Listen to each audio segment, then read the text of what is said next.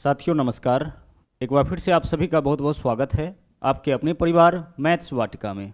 दोस्तों मैं हूं रुपेश यादव और इस वीडियो में हम लोग मैथमेटिक्स के 10 वैसे क्वेश्चन को देखेंगे जो रेलवे एग्जाम में बार बार पूछा जाता है। इससे पहले भी इस सीरीज़ के वीडियोज़ को हमने अपलोड किया है, जिसके प्लेलिस्ट का लिंक आपको इस वीडियो के डिस्क्रिप्शन में मिल जाएगा। साथ में मैथ्स वाटिका एप्लीकेशन को डाउनलोड करके आप हमारे साथ पेड बैच में भी जुड़ सकते हैं। तो आइए शुरू करते हैं आज के क्लास को।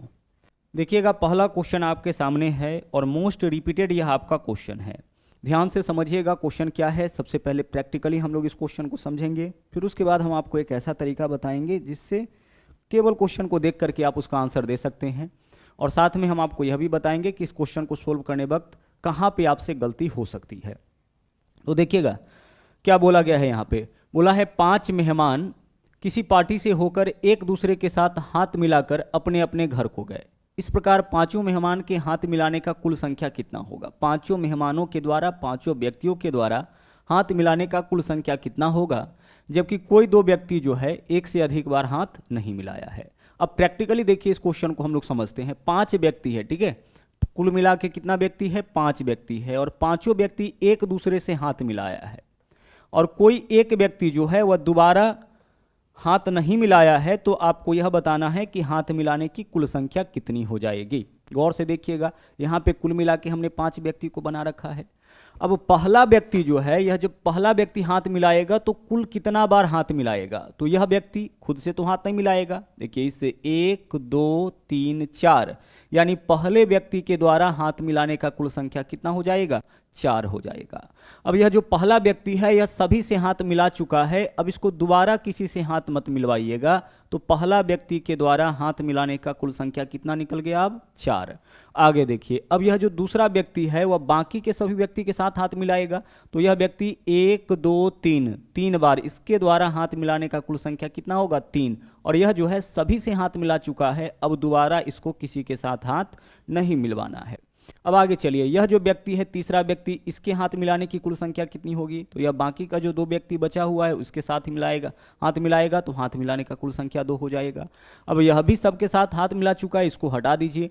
अब यह जो एक व्यक्ति यहाँ पे जो चौथा व्यक्ति बचा है वह किस व्यक्ति के साथ, इसके साथ हाथ मिलाएगा। तो इसके हाथ मिलाने का संख्या कितना होगा, केवल 1। यह केवल इसके साथ हाथ मिलाएगा, यह हाथ मिला चुका है। अब यह अकेले बचा है, यह किसके साथ हाथ मिलाएगा, किसी के साथ नहीं, कोई व्यक्ति बचा ही नहीं है। तो हाथ मिलाने का कुल संख्या इसके लिए कितना हो जाएगा, 0 हो जाएगा। अब टोटल आप कैलकुलेट कर लीजिए कि कितना बार हाथ मिलाया गया, 4 3 7 2 9 और 1 10, यानी हाथ मिलाने का कुल संख्या कितना हो जाएगा, 10 हो जाएगा।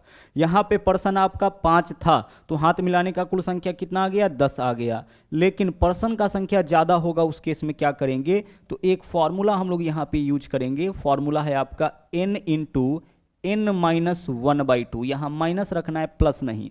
क्या लेना है, n इंटू n माइनस 1/2, जहाँ n के स्थान पर आपको लिखना है नंबर ऑफ पर्सन। तो यहाँ नंबर ऑफ पर्सन कितना है, 5। तो n के जगह लीजिए आप 5 इंटू n-1, तो 5 में से 1 माइनस करिए 4, और बट्टा में कितना हो जाएगा, 2। 5 चौके 20/2, यानी हाथ मिलाने का कुल संख्या कितना हो जाएगा आपका, 10 हो जाएगा। लेकिन देखिए दिक्कत कहाँ पे हो जाता है, फॉर्मूला आपको क्या याद रखना है, n इंटू n-1/2। लेकिन एक फॉर्मूला होता है प्राकृत संख्याओं के, n प्राकृत संख्याओं के योग का, n इंटू n+1/2। तो हम लोग क्या करते हैं कि इस फॉर्मूला को लगाने के स्थान पर इस वाले फॉर्मूला को लगा देते हैं, क्योंकि यह फॉर्मूला ज़्यादा कॉमन है। और n के जगह 5 रखिएगा, उस केस में आपका आंसर क्या आ जाएगा, 15 आ जाएगा। और 15 भी ऑप्शन में उपलब्ध है। देखिए n के जगह 5, तो 5 और 1 6, 5 6 के 30/2, 15 भी ऑप्शन में अवेलेबल है। एग्जामिनर बहुत सोच समझ के ऑप्शन को रखता है। तो ध्यान रखिएगा, हाथ मिलाने की कुल संख्या वाला में यहाँ पे क्या रखना है, आपको माइनस लेना है, प्लस आपको नहीं लेना है। n into n-1/2। उसी तरह से अगर बोला गया होता कि 10 व्यक्ति किसी पार्टी से होकर गुजरते हैं और प्रत्येक एक दूसरे से हाथ मिलाते हैं, तो हाथ मिलाने की कुल संख्या कितना, तो हम लिखेंगे 10 × 9, एक घटा करके, और बट्टा में कितना, 2। 90/2, यानी कितना हो जाएगा, 45। हाथ मिलाने की कुल संख्या आपका 45 हो जाएगा। तो डाटा आपका अलग अलग हो सकता है, बट क्वेश्चन का पैटर्न आपका क्या होगा, सेम ही रहेगा। और रिसेंटली यही क्वेश्चन आपका बिहार, 1-2 दिन पहले जो बिहार एसआई का पेपर हुआ है उसमें भी पूछा गया है। तो बहुत ही कॉमन क्वेश्चन है। मोस्ट ऑफ द टाइम जो है यह क्वेश्चन आपको रिपीट करता हुआ मिलेगा, इसलिए अच्छी तरह से आप इस कॉन्सेप्ट को समझ ले। ओके, चलिए अब हम लोग बढ़ते हैं अगले क्वेश्चन में।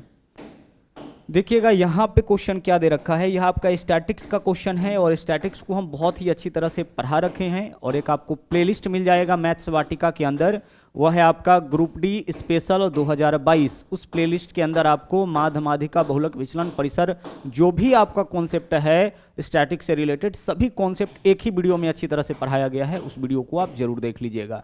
यहाँ पे हमें क्या बताना है, एक बंटन का माध्य दे रखा है 15 और मानक विचलन दे रखा है 5। हमें क्या बताना है, विचरण गुणांक। ठीक है, विचरण गुणांक, विचरण प्रसरण एक ही चीज होता है, ध्यान रखिएगा।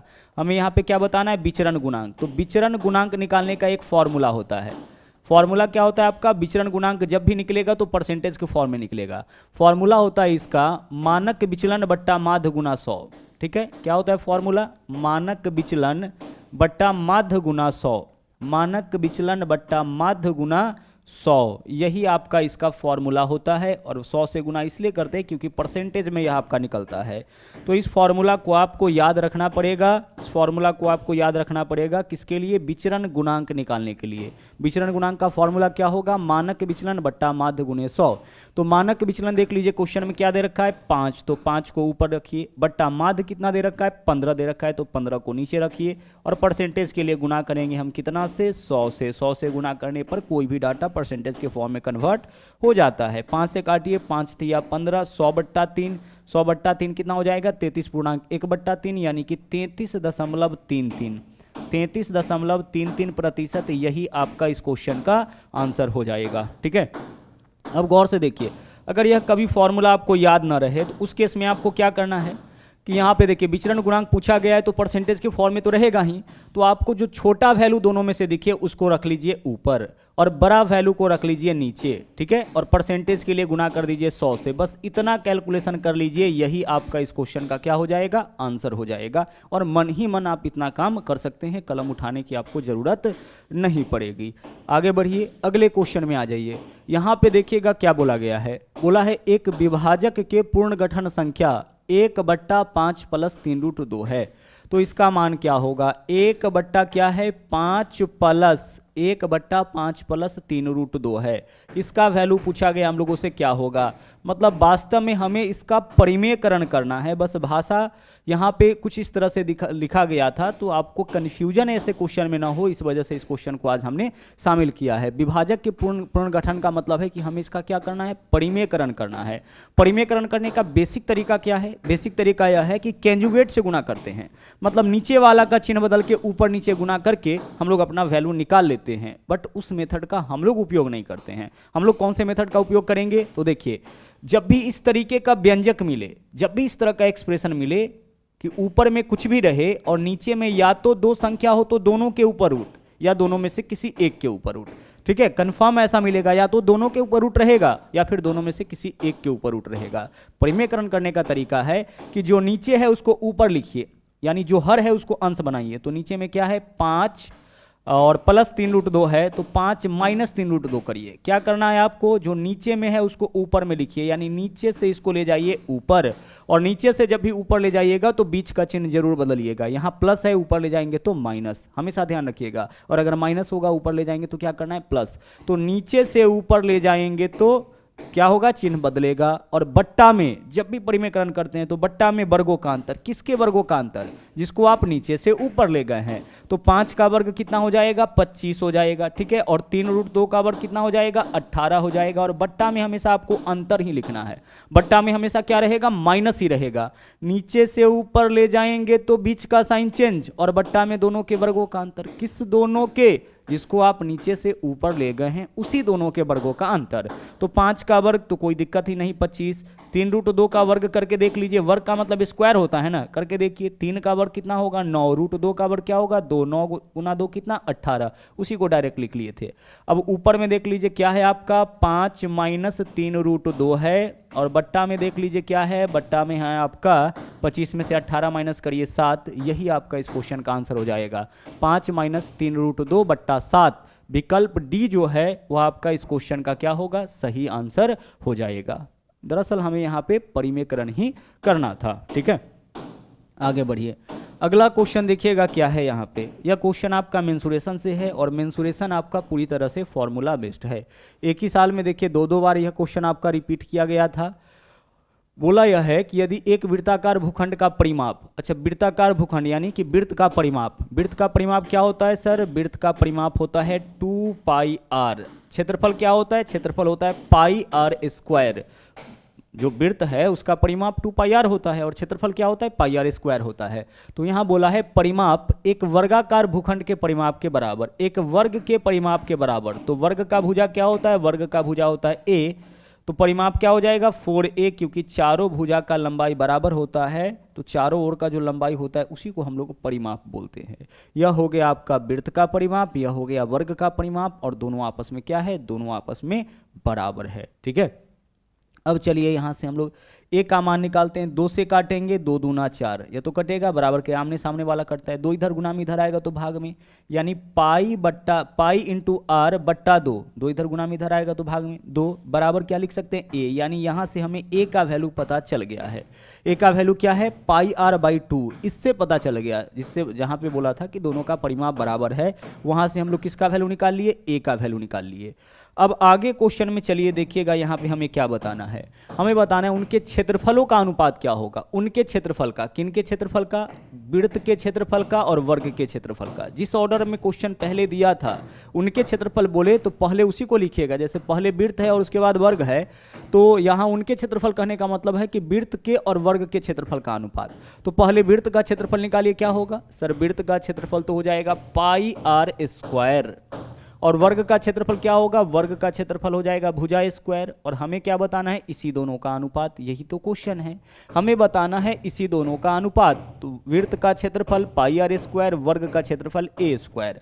अब यहाँ पे दिक्कत यह है कि अनुपात जो है दो सजातीय राशियों के बीच का तुलनात्मक संबंध है। मतलब दोनों जगह कैटेगरी जो डाटा का होना चाहिए वो सेम होना चाहिए। तो यहाँ ए के फॉर्म में है, यहाँ आर के फॉर्म में है, तो या तो आर को ए के रूप में बदलिए या ए को आर के रूप में बदलिए।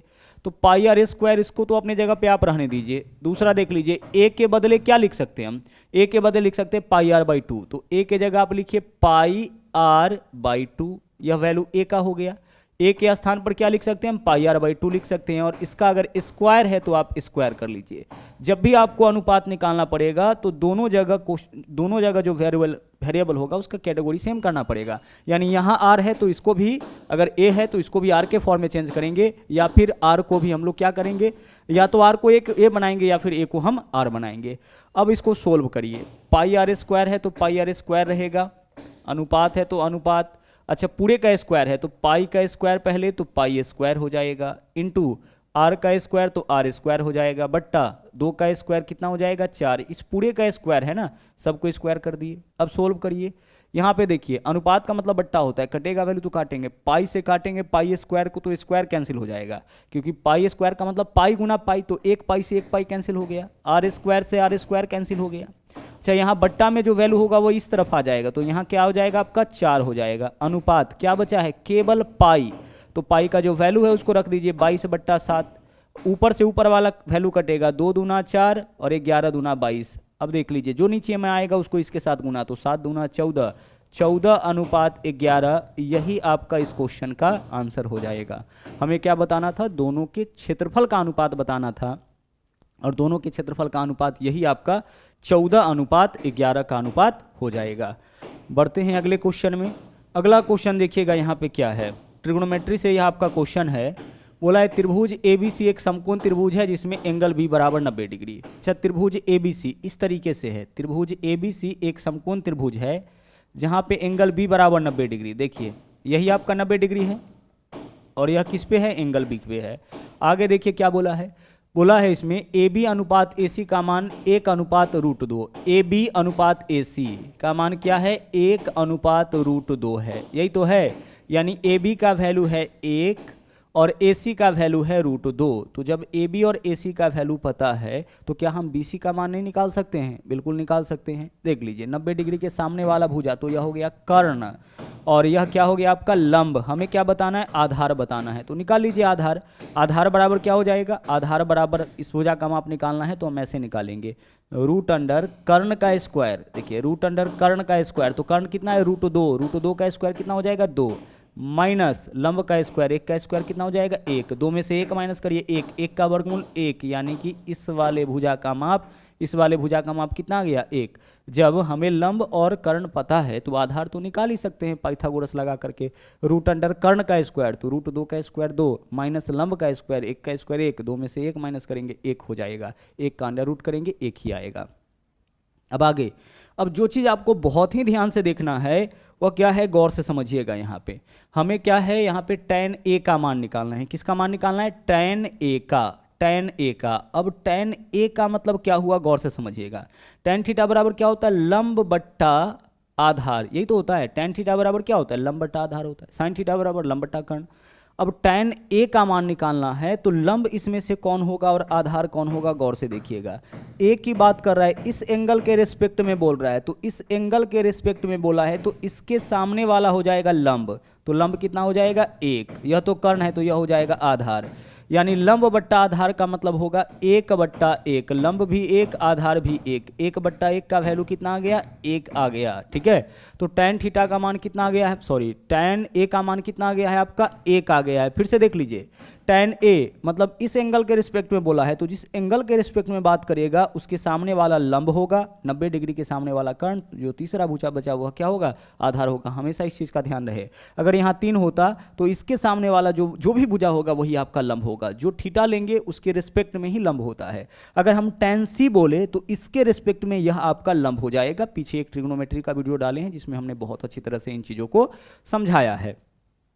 तो tan a का वैल्यू कितना आ गया 1 आ गया। अब इसको सोल्व कर लीजिए, सोल्व करिए, 2 गुने tan a, तो tan a का मान 1, तो 2 गुना 1 कितना हो जाएगा, ऊपर में 2 हो जाएगा, प्लस tan स्क्वायर a, तो tan a का मान 1, 1 का स्क्वायर 1 और प्लस 1 2, 2/2, यानी वैल्यू अल्टीमेटली कितना आ गया हमारा 1 आ गया। तो इस क्वेश्चन का आंसर आपका हो जाएगा विकल्प सी। इसमें कोई दिक्कत आपको नहीं होना चाहिए। ए बी अनुपात ए सी, ए बी का वैल्यू 1, ए सी का वैल्यू कितना √2 हो जाएगा। और यहाँ पे बोल रखा था कि एंगल बी पे आपका कितना डिग्री है, 90 डिग्री है, ठीक है। चलिए बढ़ते हैं अगले क्वेश्चन में। अगला क्वेश्चन देखिए नंबर 7। नंबर 7 देखिए, यह क्वेश्चन भी आपका बहुत ही ज़्यादा रिपीट करता है, गौर से देखिएगा क्या है। बोला है एक संख्या को जब 357 से भाग दिया गया तो शेष 39 बचा। देखिए 357 से भाग किया है ना, तो शेष कितना बचा है, 39 बचा है। तो ऐसा जो संख्या पॉसिबल है वह है आपका 357 + 39, यही आपका संख्या हो गया। अब बोला है कि यदि उसी संख्या को 17 से, अगर हम इसी संख्या को 17 से भाग करें तो शेष क्या बचेगा, यही हमें इस क्वेश्चन में बताना है। गौर से देखिए, बोला है कि एक संख्या को जब 357 से भाग किए तो शेष 39 बचा। अब उसी संख्या को 17 से भाग करेंगे तो शेष क्या बचेगा, तो पहले संख्या तो पता कर ले। तो संख्या होगा 357 + 39। जैसे हम बोलेंगे कि किसी भी संख्या में 8 से भाग करने पर ना शेष 5 बचा, तो वह संख्या क्या हो सकता है, 8 + 5, यानी वह संख्या 13 हो सकता है। इसके अलावा भी बहुत सारा संख्या हो सकता है, 8 दूना 16 + 5 है ना, 16 + 5 21 भी हो सकता है, लेकिन ऐसा सबसे छोटा पॉसिबल संख्या आपका 13 ही होगा। 8 से भाग करने पर शेष 5, तो संख्या क्या होगा 13। देख लीजिए 13 में 8 से भाग करिए, शेष क्या होगा 5 हो जाएगा। तो उसी तरह से इतना से भाग करने पर शेष इतना बचा, इसका मतलब संख्या 357 + 39 हो जाएगा। अब बोला है कि इसमें 17 से भाग करिए, तो आइए 17 से भाग करते हैं। अब 17 से भाग करना है तो बारी बारी से, यहाँ पे भाग का नियम देखिएगा गौर से। 17 से भाग करेंगे इसमें तो शेष क्या बचेगा, तो 17 से पहले इसमें भाग करिए, 17 दूना 34, 17 एकम 17, इसका शेष क्या आ गया 0 आ गया, हटा लीजिए। 17 से इसमें भाग करिए, 17 दूना 34, शेष क्या आ गया 5, यानी फाइनल शेष हमारा इस क्वेश्चन का क्या होगा, फाइनल शेष हमारा इस क्वेश्चन का होगा 5। शेष निकालना है तो प्रत्येक में भाग करेंगे इससे और इसके स्थान पर इसके शेष को, तो 17 से भाग करेंगे, इसका शेष क्या हो गया 0, तो यह पूरी तरह से खत्म हो गया। अब 17 से जब इसमें भाग किया क्या बचा 5, और 5 + 0 5, यानी कि फाइनल जो शेष हमारा बचा है वह कितना बचा है 5।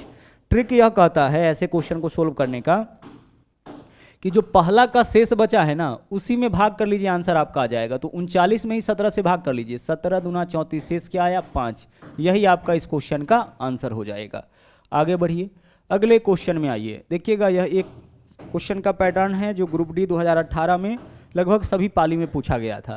क्वेश्चन क्या है, x और y 2 दशमलव स्थान तक सही दिया गया है, क्रमशः 3.57 और 3.42 के रूप में लिखा जाता है। तो x + y के मान की ऊपरी सीमा क्या होगी, x + y, तो x का मान कितना है 3.57, ठीक है, और y का मान कितना है, y का मान है 3.42।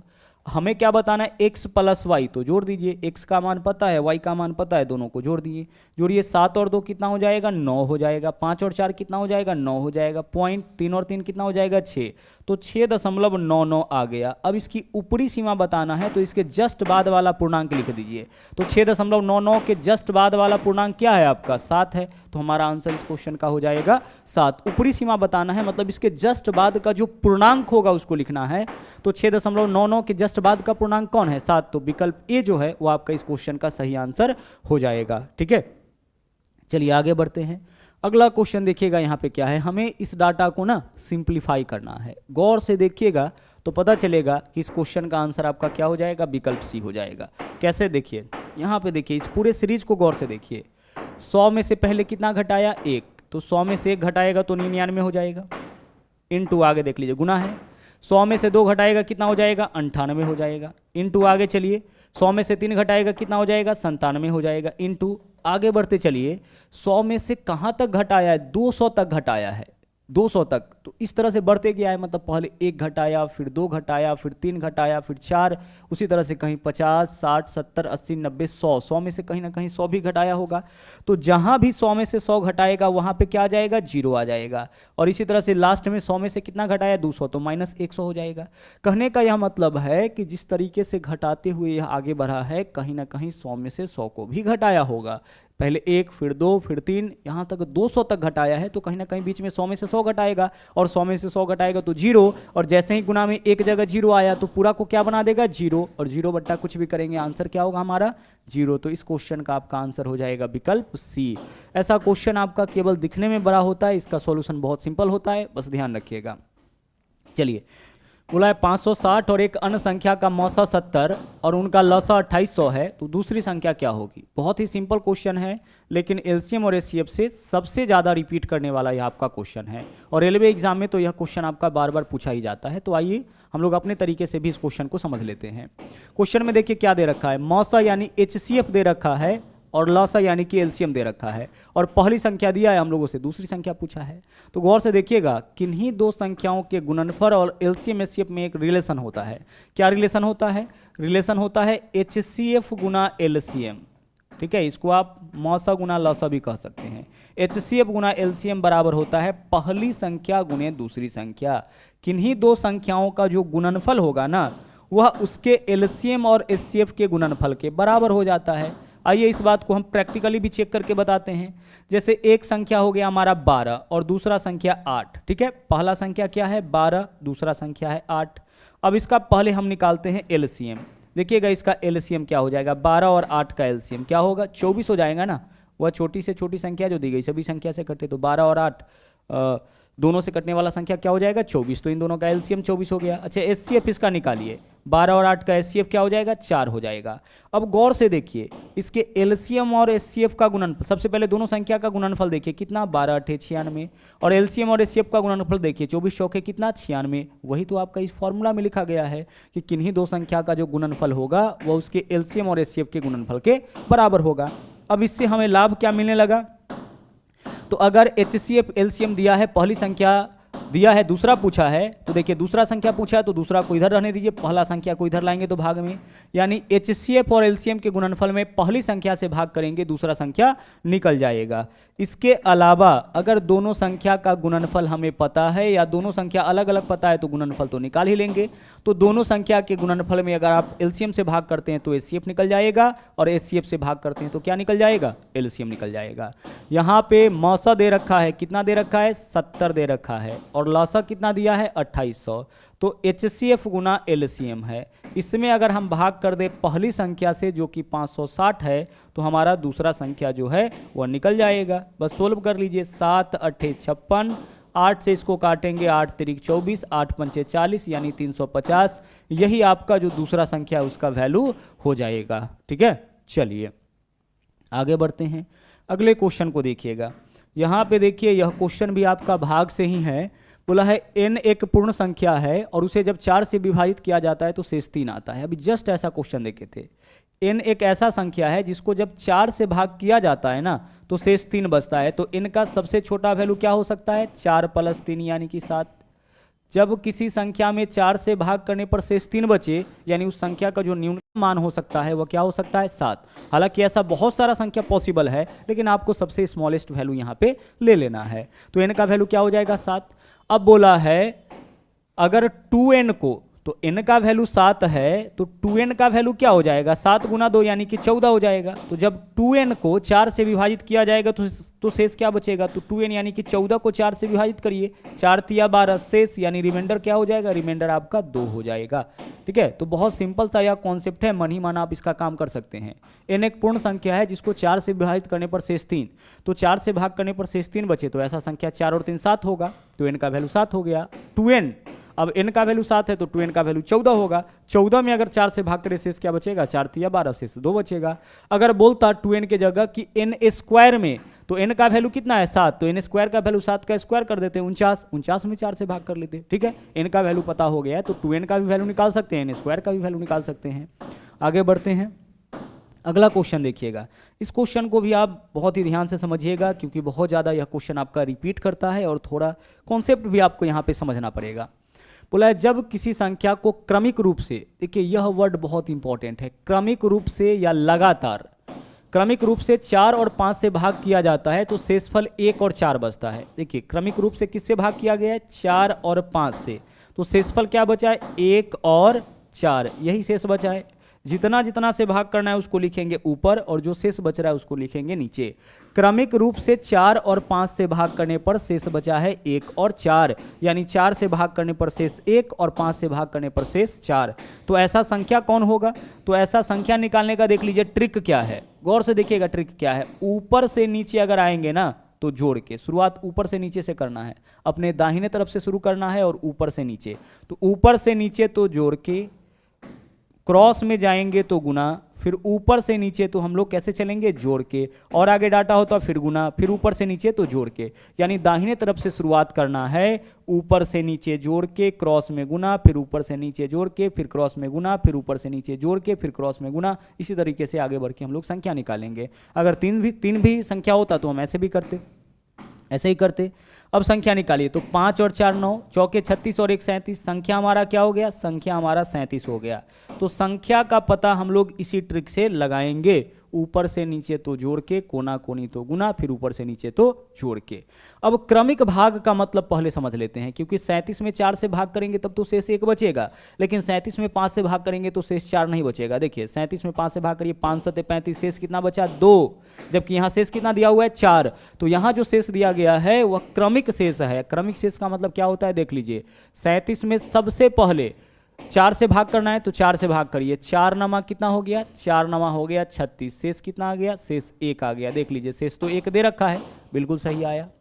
अब अगला बार कितना से भाग करना है, 5 से, लेकिन इस 5 से भाग हम अब 37 में नहीं करेंगे, अब हम करेंगे 9 में, यानी जो भागफल आया है उसमें। क्रमिक भाग का मतलब होता है भागफल में भाग, यानी पहला संख्या से भाग करने पर जो भागफल आया अब उसमें भाग करिए, यही कहलाता है क्रमिक भाग। ठीक है, क्रमिक रूप से भाग। अब 5 से भाग करेंगे तो 5 एकम 5, शेष कितना आ गया, शेष आ गया आपका 4। यही होता है आपका क्रमिक भाग या लगातार भाग का मतलब। ठीक है, चलिए अब यहाँ पे संख्या जो है आपका 37 आ गया है, और 37 को हमने प्रमाणित कर दिया कि 37 में 4 से भाग करिएगा शेष 1 आएगा, 37 में 5 से भाग करिएगा शेष 4 आएगा। लेकिन भाग कैसे करना है, क्रमिक रूप से। ठीक है, क्रमिक रूप से भाग का मतलब क्या होता है, भागफल में भाग।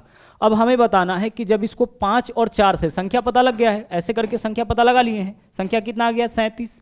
अब इसमें भाग करना है 5 और 4 से, कैसे भाग करना है, क्रमिक रूप से या लगातार, दोनों का मतलब एक ही होता है। तो क्रमिक रूप से भाग करिए, पहले कितना से, 5 से, तो 37 में पहले 5 से भाग करिए, तो 37 में 5 से भाग करिए, 5 सते 35, शेष कितना आ गया, शेष आपका आ गया 2, तो पहला शेष तो आपका 2 हो गया। ठीक है, पहला आंसर तो हमारा 2 हो गया। अब दूसरा देख लीजिए क्या होगा, दूसरा अब हम किस में भाग करेंगे, पहला के भागफल में, तो पहला का भागफल 7 आया, 7 में किससे भाग करेंगे, 4 से, जिससे बोला है 4 से भाग करिए, 4 एकम 4, शेष कितना आ गया 3, यानी क्रमिक रूप से भाग करने पर शेष आ जाएगा आपका 2 और 3। तो विकल्प सी जो है वह आपका इस क्वेश्चन का सही आंसर हो जाएगा। बस एक चीज का ध्यान आपको यहाँ पे रखना था कि क्रमिक रूप से भाग का क्या मतलब होता है, भागफल में भाग होता है। ओके, चलिए तो इतना ही क्वेश्चन था, तो आज के लिए इतना ही। वापस मुलाकात होगी अगले दिन फिर से एक नए सेट के साथ, फिर से एक नए कॉन्सेप्ट के साथ। तो मिलते हैं अगले वीडियो में। Thank you. जय हिंद।